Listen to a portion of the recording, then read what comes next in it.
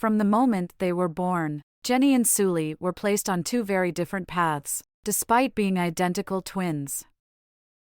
Jenny arrived first, quiet and observant, while Sully followed 6 minutes later, making her presence known with strong, healthy cries. This difference in temperament, according to family lore, set the precedent for everything that followed.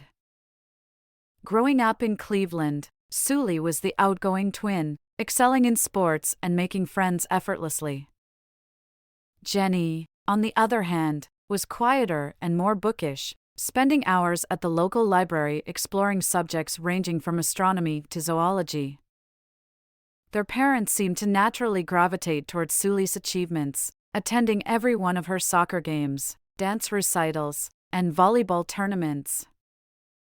In contrast, Jenny's science fair victories, despite their significance, were met with a brief "good job, Jenny" and a pat on the head. By the time they reached high school, the pattern of favoritism had been firmly established. When both girls expressed their interest in pursuing careers in medicine, their parents' reactions were telling. They were ecstatic for Sully, boasting about her ambitions to friends and family. But when Jenny shared the same goal, their response was laced with concern rather than pride. Medical school isn't just about being smart, Jenny, their father had warned. It requires determination and grit. Sully has always pushed herself harder. The irony of that statement was not lost on Jenny, who had consistently outperformed her sister academically, maintaining a near-perfect GPA while juggling part-time jobs to cover expenses.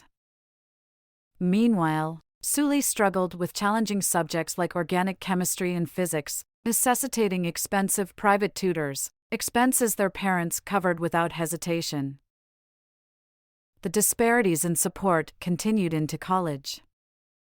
Jenny and Sully both attended Ohio State University, but their experiences were vastly different. While Jenny excelled academically and even secured research positions, Sully faced difficulties that were conveniently smoothed over by their parents' financial assistance. When Sully struggled with the MCAT, they paid for an elite prep course and retake fees without a second thought. Meanwhile, when Jenny achieved a 98th percentile score on her first attempt, her parents merely nodded and said, "That's nice, dear." Despite this favoritism, Jenny never resented Sully. She loved her sister deeply and understood that Sully wasn't the one creating the imbalance, she was simply benefiting from it. If anything, there were moments when Jenny suspected that Sully felt uncomfortable with the way their parents treated them differently, though she never voiced these concerns outright. Both sisters were ultimately accepted into the same medical school in Michigan, where they spent 4 grueling years studying together, supporting each other through rotations, and celebrating their shared successes. Jenny hoped that by this point, their parents would finally see them as equals. However, this was not the case. Their parents found new ways to elevate Sully's achievements while minimizing Jenny's. When Jenny was selected to present her research at a national conference, it was overshadowed by Sully receiving an award for community service in the same weekend. Guess which event their parents attended?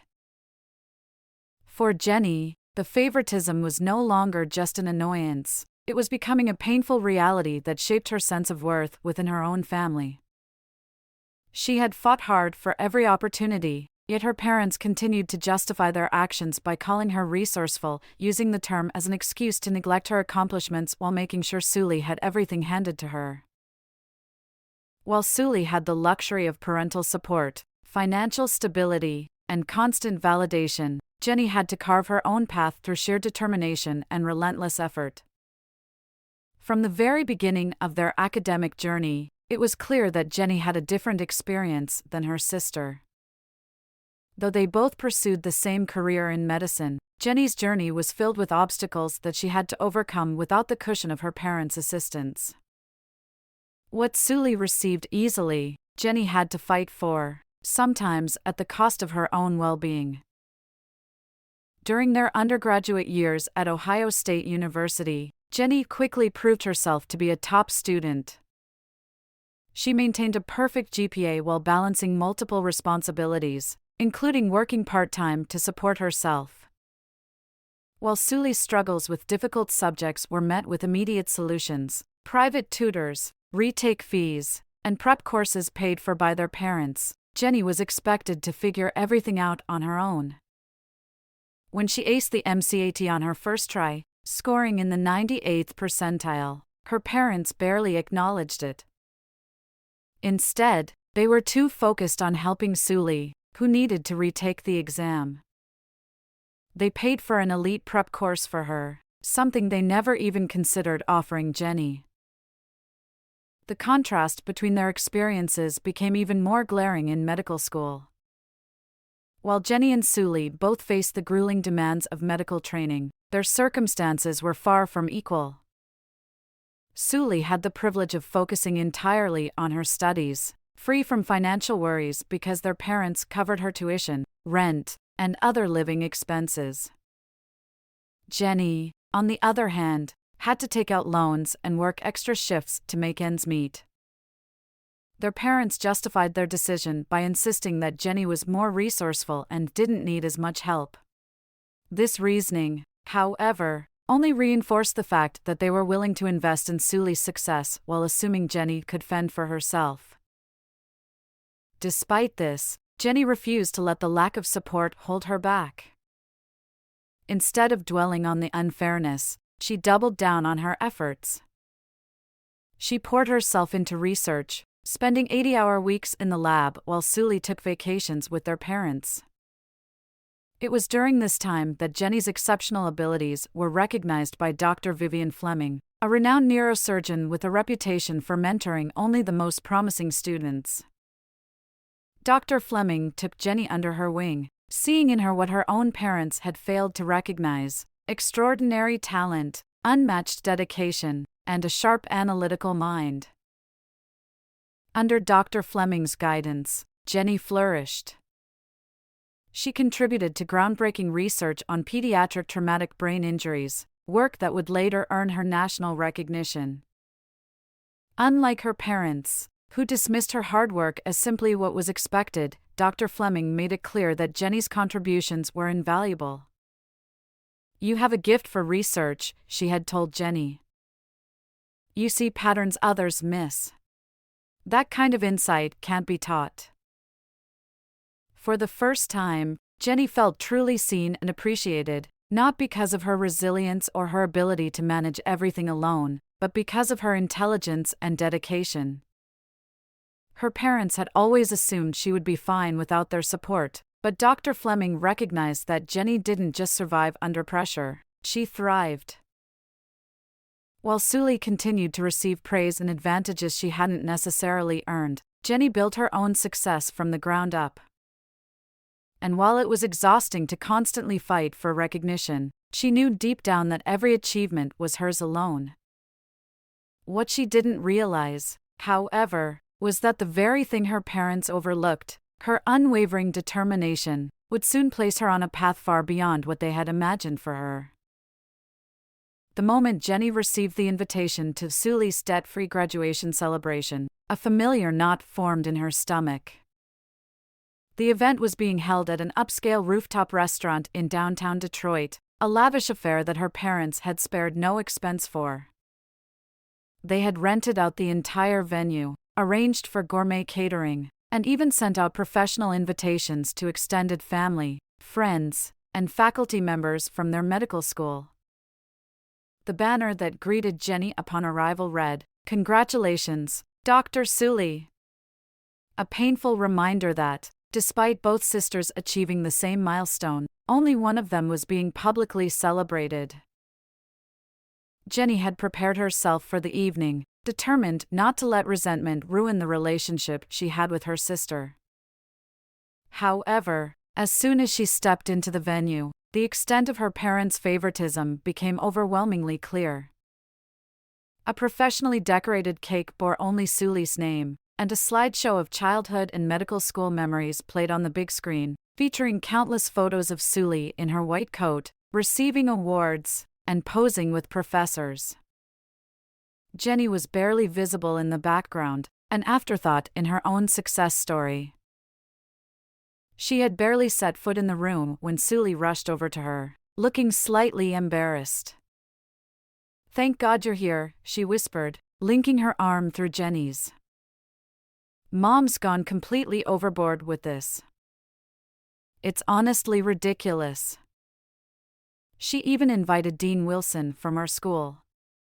Jenny glanced around the terrace and, sure enough, spotted the dean in conversation with their father.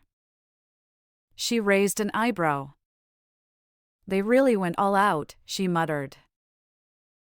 "Too all out," Suli sighed. "And why just for me? We both graduated. We both worked our asses off." Jenny's stomach twisted at her sister's words. Was this the first time Suli was acknowledging the inequality between them? Before she could respond, their mother appeared, a glass of champagne in hand. "Suli, the Hendersons just arrived," she said, taking Suli's arm. "You remember Dr. Thomas Henderson, chief of surgery at Cleveland Memorial? You should go say hello." Then, as if noticing Jenny for the first time, she turned to her and added, "Jenny, could you check if the caterers have put out the gluten-free options? Your cousin Beth is being difficult about her diet again." And just like that, the divide was reinforced. Suli was the one being introduced to influential figures, positioned for career opportunities through their parents' network, while Jenny was tasked with checking on the catering. Jenny clenched her jaw but nodded, not wanting to cause a scene. As she made her way to the back of the venue, she spotted Dr. Fleming arriving. The older woman scanned the room, immediately taking in the decorations, the banner, the cake, all of it. When she reached Jenny, she embraced her warmly. "Are you ready for our announcement?" she asked. Jenny hesitated. The timing felt off. This was supposed to be Suli's night, and she wasn't sure if revealing her own achievement, the prestigious Patterson Fellowship at Johns Hopkins, would be appropriate. "The situation is complicated," she admitted. Dr. Fleming followed Jenny's gaze, observing how her parents were parading Suli in front of hospital administrators while barely acknowledging their other daughter's presence. "More complicated than I realized," she murmured. At that moment, Jenny knew something was about to change. What had started as a celebration of Suli's success was about to become something much bigger, a moment of reckoning that her parents were not prepared for. As the dinner portion of the evening began, Jenny found herself seated at a secondary table, far from the head table where her parents, Suli, and key medical faculty members Saturday.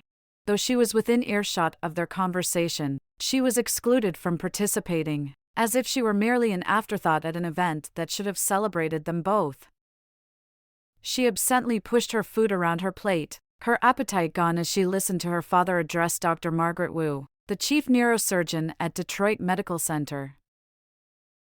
"We always knew Suli was destined for greatness," he was saying proudly. "Even as a child, she showed such determination and drive. She has always been the ambitious one." Jenny swallowed the lump forming in her throat. Each word was like a dagger, a reinforcement of the years of neglect she had endured. Their father's words weren't just praise for Suli, they were an erasure of Jenny's accomplishments. It was as if her own hard work, her countless hours of research, and her clinical achievements were invisible in their eyes. Across the table, Dr. Vivian Fleming caught Jenny's gaze and gave her a knowing, sympathetic look. After dessert was served, Jenny's father rose and tapped his glass, signaling for everyone's attention. The room quieted as he prepared to give the expected speech. "Thank you all for coming to celebrate our daughter Suli's remarkable achievement," he began. As many of you know, medical school is a grueling journey, and to emerge not only with a degree but debt-free is truly something special. Applause rippled through the room as Jenny's mother stood beside him, smiling proudly. "We have always believed in investing in our daughter's future," she added. "Because we knew she would make us proud." Jenny gripped the edge of the table, her nails pressing into the wood. They had invested in Sully, not in her.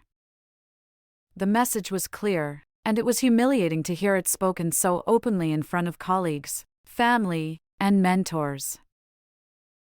Then, something unexpected happened. Sully suddenly stood up, her face determined. "I'd like to say something," she announced, her voice cutting through the murmurs of approval. Their parents turned to her in confusion. "This celebration feels incomplete," Sully said firmly. "Jenny and I both graduated. We both worked incredibly hard, and if I'm being honest, Jenny worked even harder, because she did it without the kind of support I had." A hush fell over the room. Their parents stiffened, their mother whispering, "Sully, this isn't the time." "It's exactly the time," Sully countered. "I can't accept recognition that excludes my sister. It's not right, and it never has been." Jenny's breath caught in her throat. For the first time, her sister was publicly acknowledging the unfairness that had defined their lives. Before their parents could regain control of the moment, Dr. Fleming stood up. "If I may add something," she said, her authoritative voice commanding attention. The entire room turned toward her. "This seems like an opportune moment to share some important news about Jenny that many of you may not be aware of," she continued. Jenny's parents exchanged nervous glances. Jenny's research on neurovascular regeneration has earned her the Patterson Fellowship at Johns Hopkins, Dr. Fleming announced. Gasps rippled through the audience. For those unfamiliar, this is the single most prestigious research position offered to a graduating medical student in the country. It includes full loan forgiveness and a generous stipend. More murmurs filled the room, and then, applause erupted. Genuine, enthusiastic applause. Faculty members turned in their seats, smiling at Jenny, nodding with newfound respect. Dr. Wu, who had been focused on Sully all evening, was now looking at Jenny with great interest. Even their cousins and family friends, who had largely ignored Jenny before, were whispering in amazement. Dr. Fleming wasn't finished. The selection committee specifically cited Jenny's innovative dual-method approach to brain injury recovery, a methodology she developed largely independently while balancing a full clinical rotation schedule. Her contributions to the field of neurosurgical research are already making a significant impact. Jenny sat frozen in her seat as the weight of the moment sank in. This wasn't just a personal victory, it was the public validation she had never received from her own family. Meanwhile, her parents remained frozen in shock, their carefully constructed narrative of their daughters crumbling before their eyes. For years, they had viewed Jenny as the self-sufficient one, the daughter who didn't need praise, investment, or recognition. And now, in front of their colleagues, relatives, and influential medical professionals, it was clear that they had grossly underestimated her. Sully turned to Jenny, beaming with genuine pride. "Congratulations, sis," she said, raising her champagne glass. "The Patterson Fellowship is incredible. Why didn't you tell me?" "I only found out this morning," Jenny admitted. "And I didn't want to take away from your celebration." Sully frowned. "This ridiculous party was Mom and Dad's idea, not mine. I told them it was over the top and unfair to you, but you know how they get once they've decided something. Jenny stared at her sister, realization dawning. Suli had been aware. Maybe she hadn't spoken up before, but tonight, she had chosen to do the right thing. Across the room, Jenny's parents were finally stirring, rising from their table. But they were no longer in control of the evening. This was no longer just Suli's celebration, it had become Jenny's moment too. For the first time in her life, Jenny was the center of admiration. Applause filled the room as people approached her with congratulations, eager to learn more about her research and upcoming fellowship at Johns Hopkins. Faculty members who had once overlooked her were now acknowledging her achievements.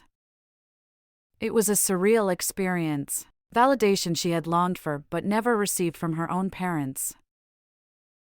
Through it all, Jenny noticed something unexpected. Suli wasn't upset. There was no jealousy, no resentment. Instead, she stood beside Jenny, beaming with pride. It was a side of her sister she hadn't fully seen before.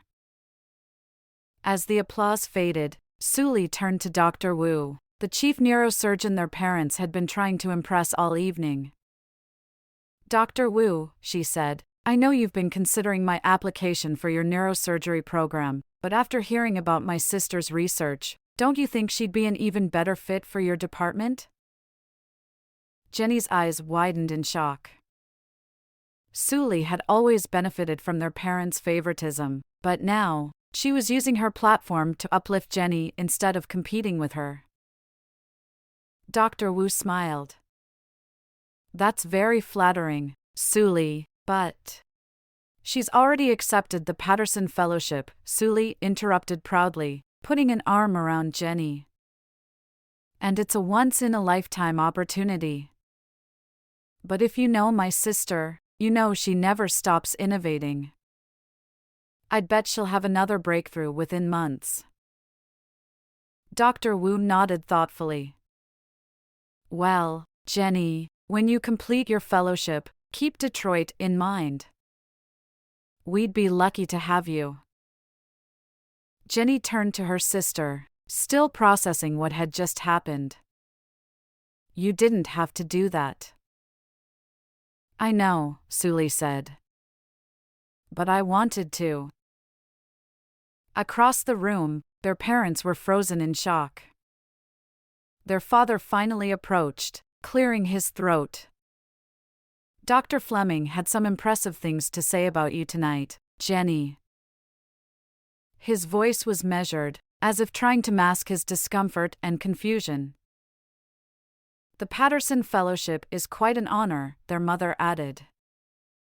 "Why didn't you tell us you were being considered?" Jenny met their gazes, calm and unwavering. "Would it have mattered?" she asked. "You've always made it clear where your support lies." Her parents exchanged uneasy glances. "That's not fair, Jenny," her father said defensively. "We've always supported both of you, just in different ways." "We gave you what you needed," her mother added quickly. Suli needed more help. Suli stepped in before Jenny could respond. "Mom, Dad, let's not do this tonight," she said firmly. "But we do need to have a real conversation, no more pretending things have been fair." Jenny turned to her sister, surprised by her strength. Dr. Fleming appeared at Jenny's side. "The dean would like a word," she said, then turned to Jenny's parents with a polite but pointed smile. "You must be incredibly proud of both your daughters, especially Jenny, given all she's overcome." The emphasis was subtle but unmistakable. Jenny's mother flinched.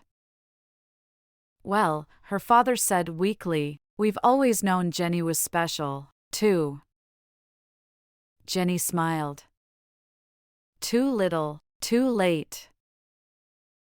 As she turned to join the dean, She realized she no longer needed their approval. In the days following the celebration, Jenny's world changed. News of her Patterson Fellowship spread through the medical community in Detroit, and suddenly, the doors that had once been closed to her swung open. Former professors who had once prioritized Sully were now reaching out to Jenny, congratulating her and expressing interest in her research.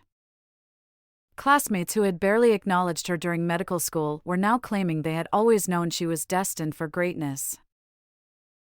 Meanwhile, her parents were struggling to do damage control. Their carefully crafted narrative, that Sully was the star, the ambitious one, the daughter worth investing in, had crumbled in front of their family, friends, and colleagues. Now, instead of boasting about how they had supported Sully's education, they found themselves awkwardly explaining why they had neglected Jenny's. A day after the party, her parents showed up at her apartment unannounced, wearing forced smiles and carrying gift bags. Jenny opened the door, already bracing herself for what was coming. "We've been thinking," her father said as he placed a small box on the coffee table. "With both of you graduating and starting your careers, we wanted to get you something special." Jenny opened the box to find a rose gold watch, identical to the one they had gifted Sully months earlier for her birthday. "It's lovely," she said, though she made no move to put it on. It felt hollow, a last-minute attempt to correct years of imbalance. Her mother sighed. "Jenny, we know you must have felt overlooked at times. But everything we did was because we knew you could handle challenges on your own." Sully needed more support. Jenny met her mother's gaze calmly. "That's a convenient explanation," she said. "But it doesn't explain why you always attended her presentations but skipped mine. Why you paid for her MCAT prep course but told me to use free resources. Why you covered all of her living expenses during medical school but suggested I take out additional loans for mine." Her father shifted uncomfortably. "We only have so much money, Jenny. We had to make choices." "Yes, you did," Jenny said evenly. "And every time, you chose Sully." Her mother's eyes filled with tears. "We love you both equally," she insisted. "Maybe you do," Jenny admitted. "But you didn't treat us equally. And watches and last-minute recognition won't change that." At that moment, her phone rang. It was Dr. Fleming, calling to discuss her upcoming move to Baltimore. Jenny glanced at her parents, then answered the call. "Yes, I'm available to go over housing options," she said. "Actually, your timing is perfect." Her parents' faces fell as they realized Jenny was no longer seeking their approval. 3 weeks later, Jenny stood in her empty apartment, the last of her boxes packed and ready for the movers. Sully sat on the windowsill, watching her. "I still can't believe you're leaving next week," Sully said. "Detroit won't be the same without you." "You'll be too busy with residency to notice," Jenny teased. Sully hesitated, then sighed. "I keep thinking about what Mom and Dad did, or rather, what they didn't do. All these years, I thought I was lucky because they paid more attention to me. But now I see they were holding me back, making me dependent on their approval." Jenny sat beside her. "You didn't do anything wrong, Sully." "I didn't do enough right, either," Sully admitted. "I should have spoken up sooner." Jenny took her sister's hand. "What matters is that we move forward, without the competition they created between us." Sully squeezed her hand. "I'd like that." For the first time in years, Jenny felt completely at peace. The path ahead was challenging, but it was hers to navigate, on her own terms. As Jenny prepared to leave for Baltimore, she felt an unfamiliar sense of peace. For years, she had fought to be seen, to prove her worth to parents who had always placed Sully at the center of their attention. But now, for the first time, she no longer needed their validation. She had earned her place at Johns Hopkins through her own hard work and brilliance, and nothing, not her parents' favoritism, not their last-minute attempts to make amends, could take that away from her. On the morning of her departure, Jenny stood in her apartment, surrounded by packed boxes. Sully was there, sitting on the edge of the windowsill, watching her thoughtfully. "I still can't believe you're really leaving," Sully admitted. "It feels like we just got through medical school together, and now we're going in completely different directions." Jenny smiled. "We always knew this was coming. Our paths were bound to diverge at some point." Sully hesitated. "I've been thinking a lot about Mom and Dad. About everything that happened." She sighed. "For so long, I thought I was the lucky one because they gave me everything. But now I see that it wasn't luck, it was dependency. They made sure I never had to struggle, but in doing so, they also made sure I never learned how to stand on my own the way you did." Jenny sat down next to her. "You didn't do anything wrong, Sully." "I didn't do enough right, either," Sully admitted. "I should have spoken up sooner. I should have told them it wasn't fair." She shook her head. "I just went along with it, and now I see how much that must have hurt you." Jenny squeezed her sister's hand. "We can't change the past, but we can move forward. No more competition. No more letting them divide us." Sully nodded. "I'd like that." Their bond had always been there, hidden beneath years of unfair treatment and unspoken words. But now, for the first time, they were on equal footing, not as the favored child and the forgotten one, but as two sisters who had survived their upbringing and come out stronger. As Jenny loaded the last of her boxes into the moving truck, she saw her parents standing by their car, watching.